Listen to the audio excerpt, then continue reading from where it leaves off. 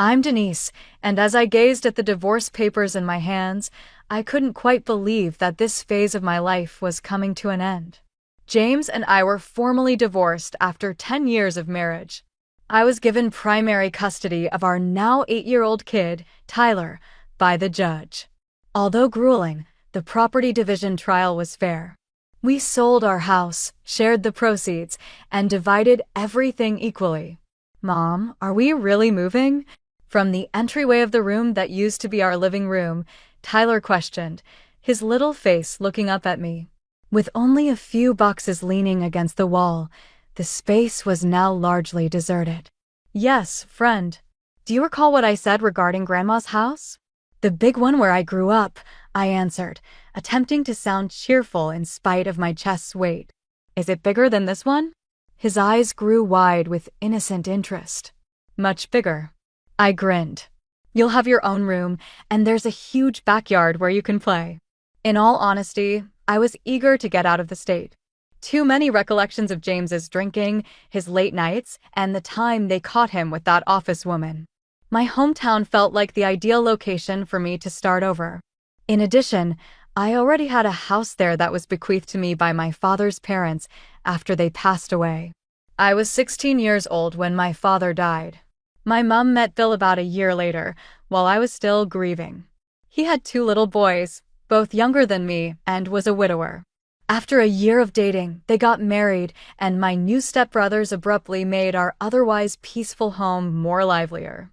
Living with Bill, Mark, and Jason was an adjustment, but I made it through until I graduated and moved to a different state to attend college. James and I met there. My grandparents passed away one after the other while I was abroad studying, leaving me with both houses, the larger family home where my mom and Bill now resided with the boys, as well as the smaller house where my grandparents formerly lived. James and I sold the smaller house, combined it with his savings, and bought the place we just sold. Meanwhile, my mom, Bill, and my stepbros continued living in my house. I didn't mind. I was hours away with my own life. Over the years, I'd visit them regularly, especially after Tyler was born. He played with my stepbros, though the age gap meant they were more like uncles to him than cousins. The last time we visited was probably 2 years ago, when Tyler was 6. That evening, I called my mother to tell her the news about our move. "Hey, Mom," I said when she picked up. "So, it's official. The divorce is final, and we've sold the house. Listen, I've been thinking. Tyler and I are going to move back home, to my house." The line went eerily silent. "Mom? You there?" "Yes, I'm here," she finally said. "It's just, well, there's not a lot of space right now." I frowned. "What do you mean?" "It's a 5-bedroom house." "Well, you know Bill and the boys are here," she said. "And Mark's girlfriend moved in recently too." "Mark's girlfriend," I said, surprised. "I didn't know about that." "Well, it doesn't matter. It's a big house, Mom. There's plenty of room for Tyler and me too." Another silence. "I suppose we can free up some rooms," she finally said, her voice tight. Something about the conversation left me uneasy, but I pushed it aside. I had enough to worry about with the move, packing up 8 years of memories and preparing Tyler for a new school. The next 2 weeks flew by. I arranged to work remotely. Being a graphic designer for an interior design company had its perks. We packed only what we needed, leaving behind furniture and anything that reminded me of my failed marriage. On the day we arrived, I drove up to the familiar driveway of my childhood home. The grand Victorian-style house looked the same, with its wraparound porch and large oak trees in the front yard. I felt a sense of homecoming as I parked the car. I walked up to the front door and, out of habit, pulled out my key. But when I tried to insert it into the lock, it wouldn't fit. I frowned, trying again, but it was obvious the locks had been changed. "That's weird," I muttered to myself. Tyler looked up at me. "What's wrong?" "Nothing," I said quickly. "Let's just ring the bell." After a moment, my mother opened the door. Her smile seemed forced, her eyes not quite meeting mine. "Denise." "Tyler. You're here." She hugged us both, but something felt off. Come in, come in. Everyone's excited to meet you.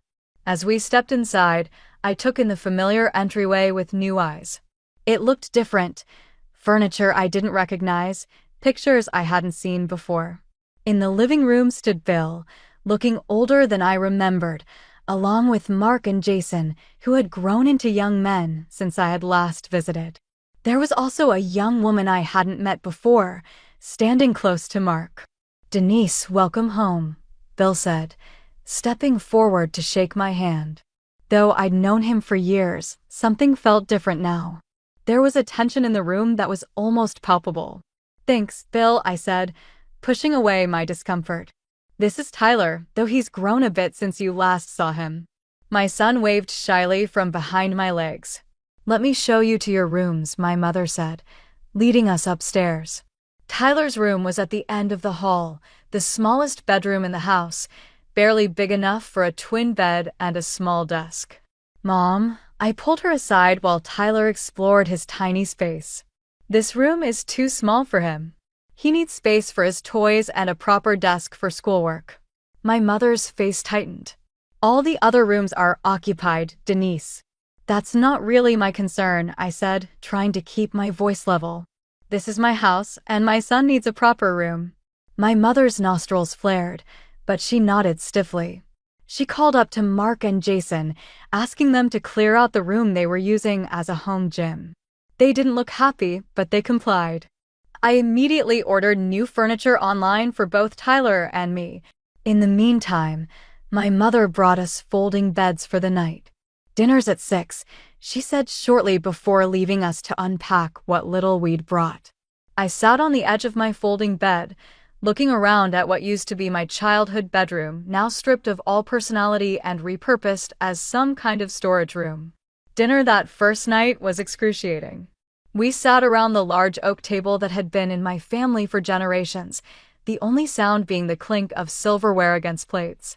Tyler kept shooting me nervous glances, clearly sensing the tension. Finally, Bill cleared his throat. "So, Denise, how long are you planning to stay here?" I paused mid-bite, fork suspended in the air. "Stay here?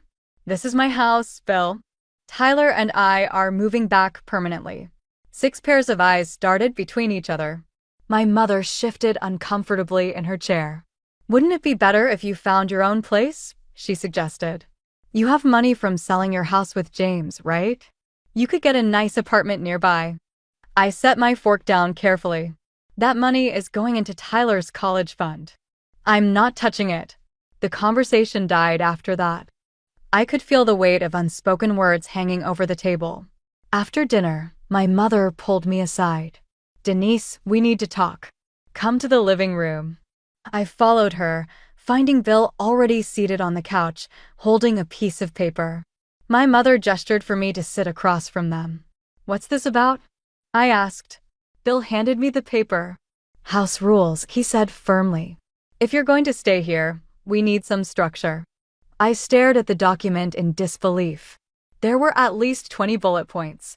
I scanned through them. Denise must pay $500 monthly for utilities. No guests without prior approval. Television must be turned off by 9 p.m. Tyler must maintain quiet at all times. Laundry can only be done on designated days. The list went on, each point more ridiculous than the last. "You can't be serious," I said, looking up at them. "We're very serious," my mother replied. "We've maintained this home for over 10 years in your absence. These rules have kept the household running smoothly." I took a deep breath, trying to control my rising anger. "Mom, I need to remind you that this is legally my house. I'm the one who should be making the rules here, not following them." Mom's face hardened. "I've been the caretaker of this house since you left. That makes me the rightful mistress of this home."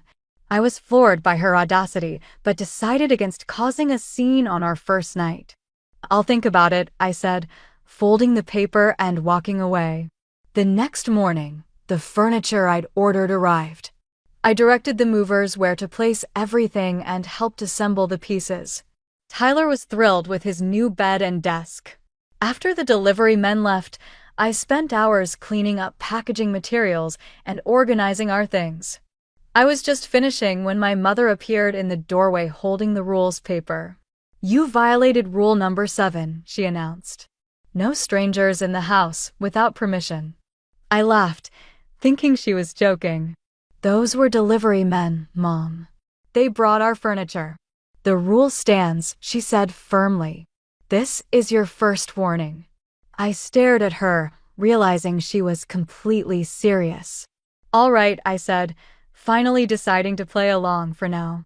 The following day, I registered Tyler at his new school and bought groceries and household items. When I returned, I did laundry for Tyler and myself, wanting to have clean clothes ready for his first day. As I was folding the last of our clothes, my mother appeared again with the rules. Rule 15 states that the washing machine can only be used with permission. "You're kidding," I said flatly. "Second warning," she replied, walking away. That night at dinner, the atmosphere was even more strained than before.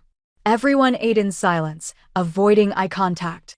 I noticed that even Mark and Jason barely spoke to each other or their father. Mark's girlfriend, Sarah, kept her eyes fixed on her plate. A few days later, I was on a video call with my boss after 9 p.m., discussing a difficult client project. We were debating color schemes for a corporate lobby, our voices rising as we disagreed on the approach. Suddenly, my door flew open. My mother stood there, face contorted with anger. "It's after 9. You're being too loud," she shouted. I was mortified. "Mom, I'm in a work meeting. This is important." "I don't care. You're breaking the rules." I apologized to my boss and promised to call back. My mother glared at me once more before slamming the door shut. The next morning, I noticed my mother and Bill had left early. It was just Tyler, me, Mark, Jason, and Sarah at breakfast. The atmosphere felt lighter without my mother and stepfather present, so I said casually, buttering my toast, "Did my mom and Bill make you guys sign a list of rules too?" To my surprise, they all nodded.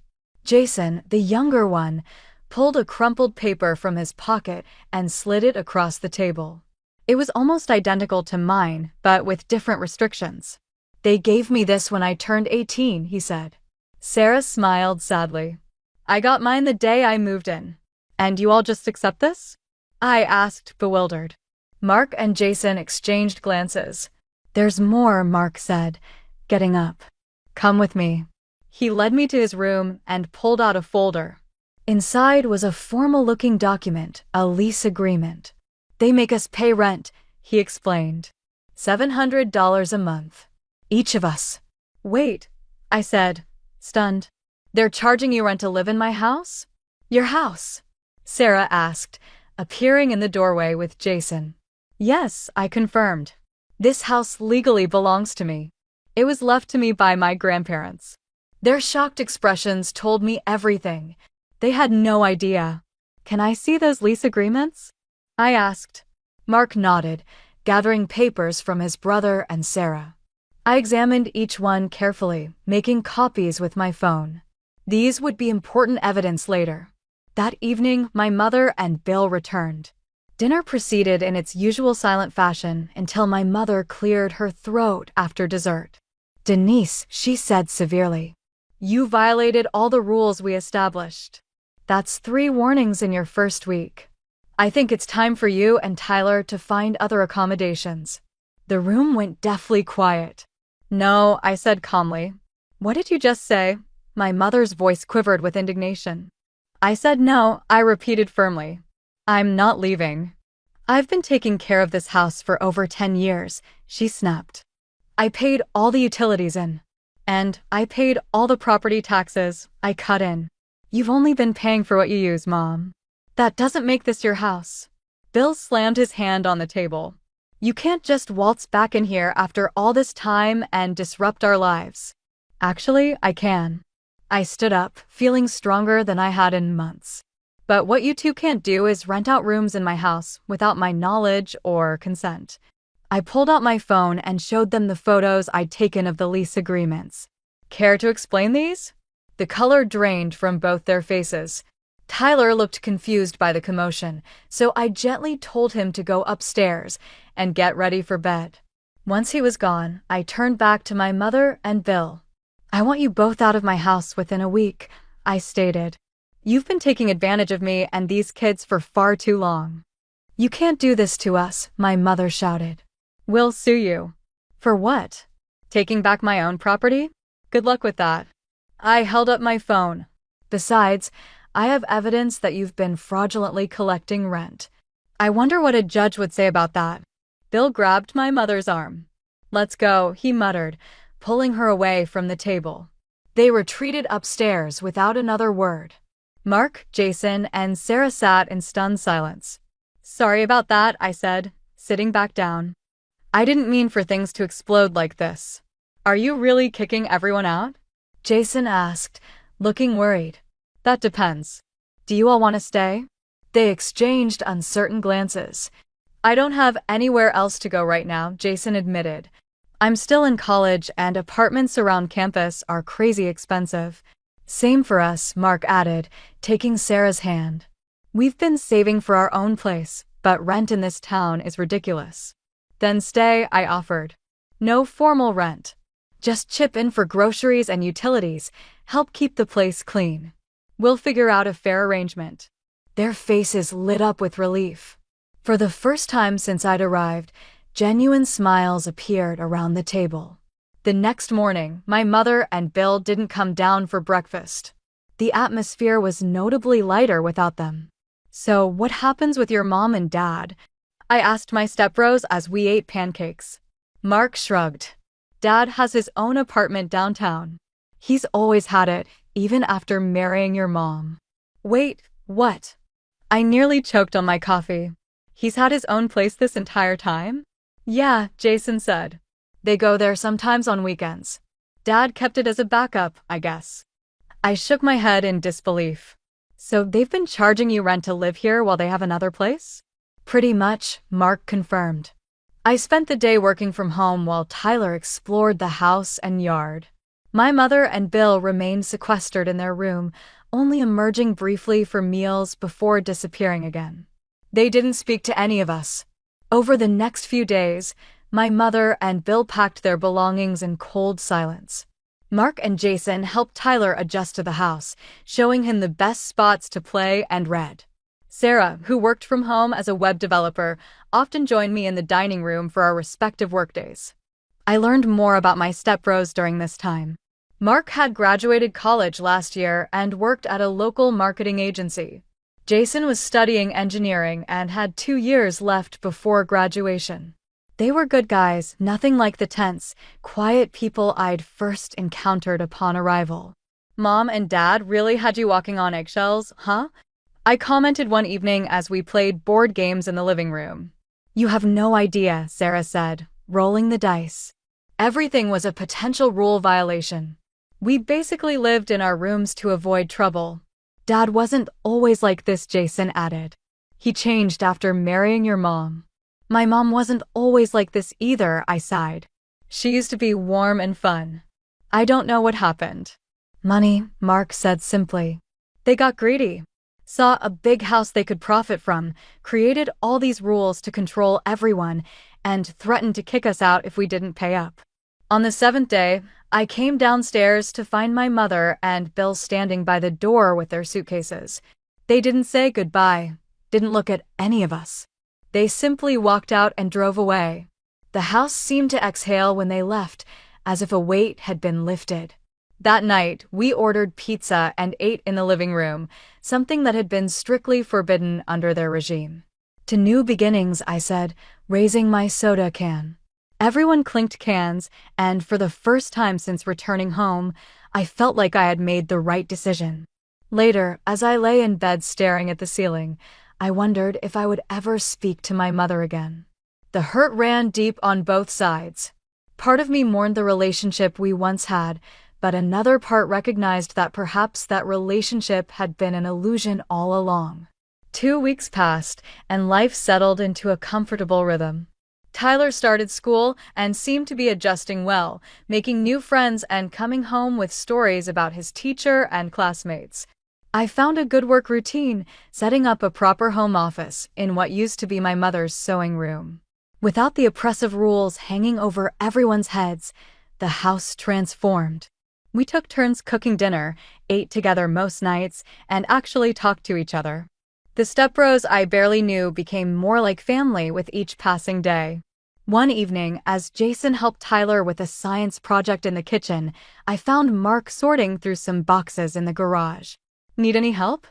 I offered, rolling up my sleeves. "Just going through Dad's old stuff," he said, pushing a box aside. He left some things behind.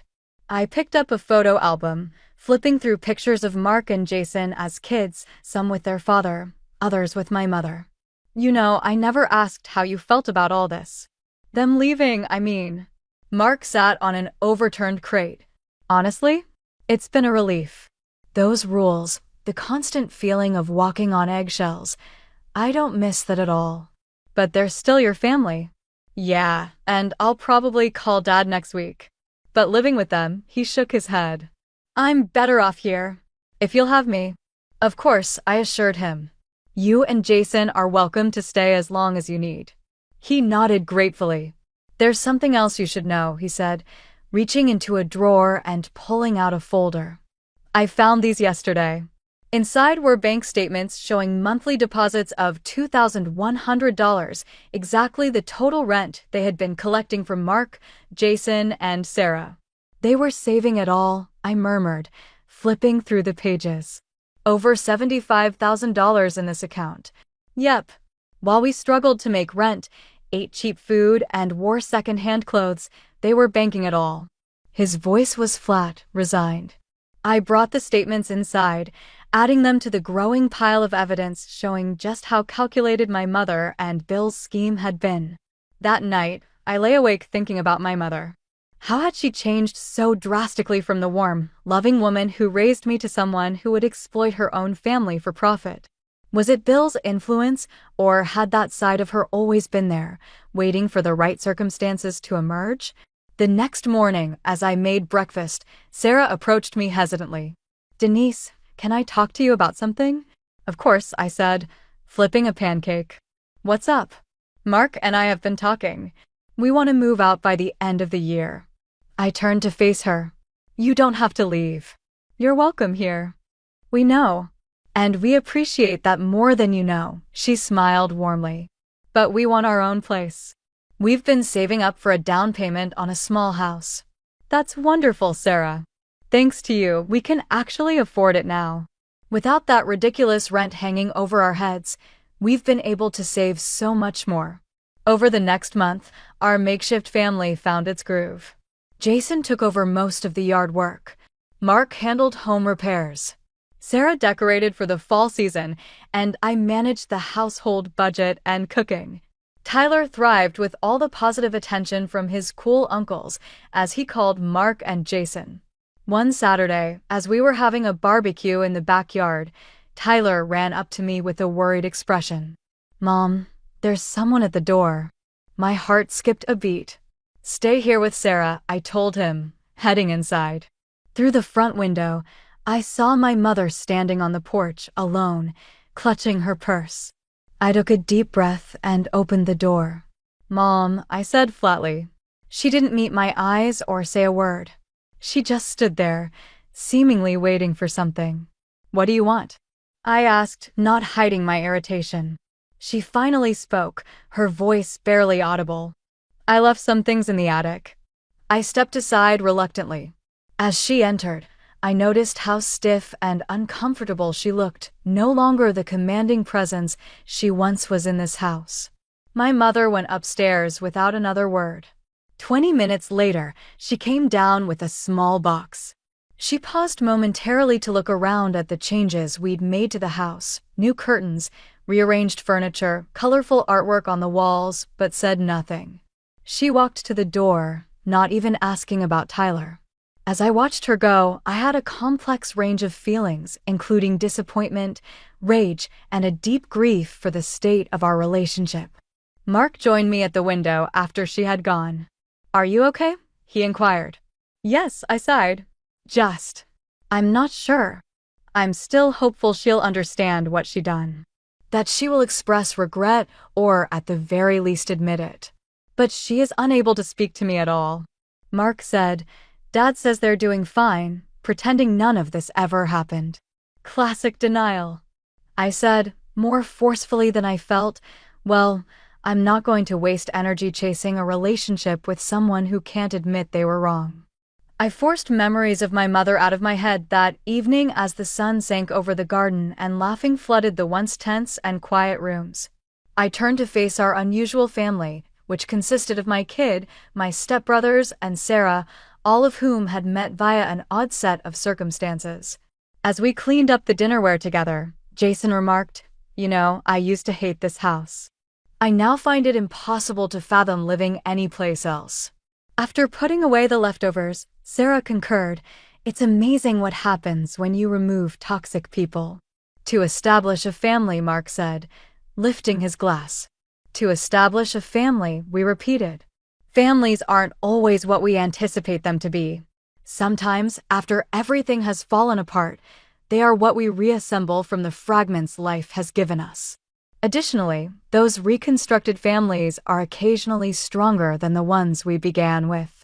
I shut the door on my mother for the time being. I couldn't make her accept responsibility for her actions or realize the devastation she had caused. If she ever wanted to, that was her journey.